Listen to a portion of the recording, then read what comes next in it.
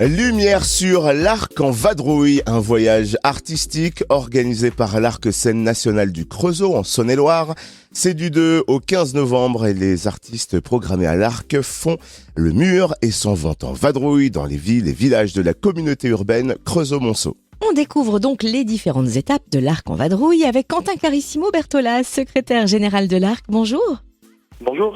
C'est donc la deuxième édition de ce rendez-vous l'Arc en Vadrouille. Qu'est-ce qui a donné l'impulsion de ce temps fort ? Pourquoi avoir voulu faire la scène buissonnière en quelque sorte ? Alors dans l'émission d'une scène nationale, il y a vraiment le rapport, la relation au territoire et avec les habitants. Et donc c'est vrai que l'Arc, c'est ce bâtiment qui est en cœur de ville au Creusot, mais nous avons vocation à partager l'art, les spectacles, la culture avec vraiment l'ensemble donc du bassin. Et depuis plusieurs années, l'Arc va sur le territoire avec des saisons nomades, des spectacles qui jouent ici et là. Et depuis l'année dernière, effectivement, avec l'Arc en Vadrouille, nous avons choisi de concentrer un peu cette programmation hors les murs.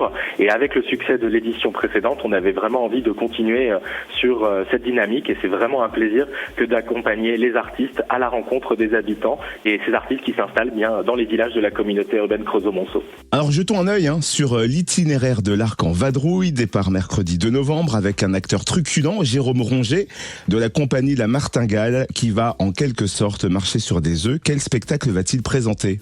Alors c'est une conférence assez décalée sur les conditions de vie. Alors explicitement il s'agit des conditions de vie des poules, mais on verra plus largement que c'est un peu la vie en général et nous-mêmes dans notre société de consommation et notre façon d'être ensemble.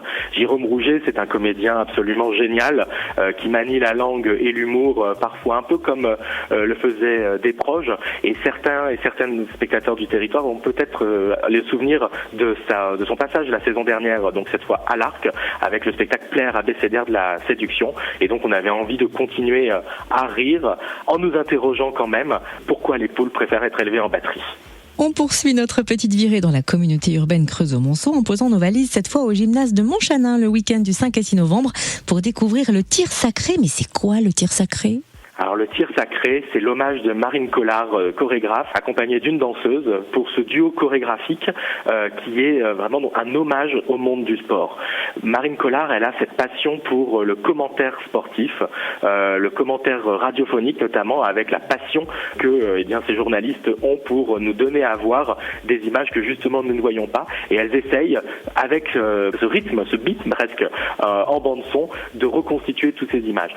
C'est à la fois très amusant, très ludique. Il y a des scènes d'équitation, des scènes de natation, des scènes de sport collectif. Il est question d'effort, il est question de victoire, de compétition, de défaite, d'essoufflement, d'adversité parfois. Mais voilà, c'est vraiment tout ce qui compose le sport et on est vraiment heureux de pouvoir partager ce temps-là au gymnase de Montchanin, au plus près des équipes sportives du territoire. Ensuite, on va vivre à 1000 à l'heure, ou plutôt à 1000 temps avec l'orchestre Dijon-Bourgogne du 7 au 9 novembre. Pourquoi à 1000 temps ? Eh bien, à 1000 temps, parce qu'il va s'agir de rythme, une fois de plus, cette fois avec l'orchestre Dijon-Bourgogne qui nous envoie ici sur le territoire, un quatuor de percussions. Mais les percussions, elles peuvent être sur des instruments de musique, on les connaît, on les aperçoit au sein des orchestres, mais les percussionnistes sont finalement aussi un peu des magiciens, puisque entre leurs doigts, tout objet, et même leur corps parfois, ou même celui des autres, peut devenir aussi objet à percussion et à rythme. Et donc là, nous allons balayer tous les types de percussions possibles, tous les rythmes envisageables. C'est vraiment un voyage, effectivement, tout autour du monde et tout autour du son, au cœur de toutes les possibilités de la percussion. Une autre escale est prévue aussi le 9 novembre au Creusot avec la compagnie Didascalie. Quel est le programme ? Alors ici, c'est une réécriture du conte Le Petit Pousset, mais Le Petit Pousset a un peu grandi. Il est maintenant ramasseur de cailloux et c'est une proposition théâtre et chorégraphie, théâtre et danse, très interactive, destinée aux spectateurs les plus jeunes avec leur famille et aussi aux plus grands.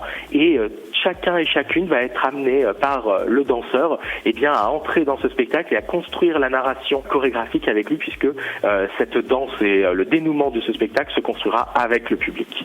Et théâtre et cirque pour le rendez-vous suivant, vendredi 11 novembre à Blonzy, avec la compagnie HKC, qui brossera le portrait d'une jeune lycéenne, Tessa. Est-ce que vous pouvez nous la présenter ?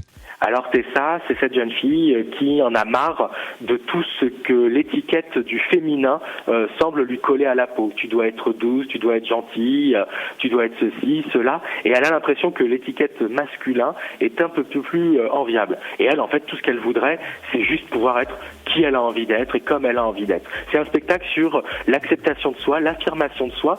On suit cette jeune fille qui est dans cette pensée directe qu'elle partage avec nous, qui s'interroge aussi de la relation qu'elle peut avoir avec sa mère et d'une forme de pression qui peut exister effectivement quand on est femme.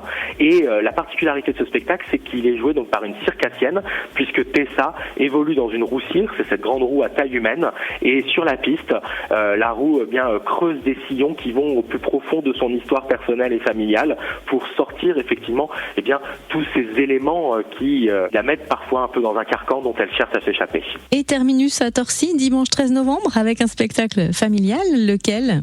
Alors un spectacle familial au sein du Dimanche des familles, et là c'est vraiment le moment de tous se retrouver autour d'un petit garçon de 6 ans, c'est le personnage principal de la pièce, qui, à l'instar de son grand-père, qui vient de livrer ses mémoires, décide lui aussi, du haut de ses 6 ans, de raconter l'ensemble de son œuvre, l'ensemble de sa vie, de sa naissance jusqu'à aujourd'hui.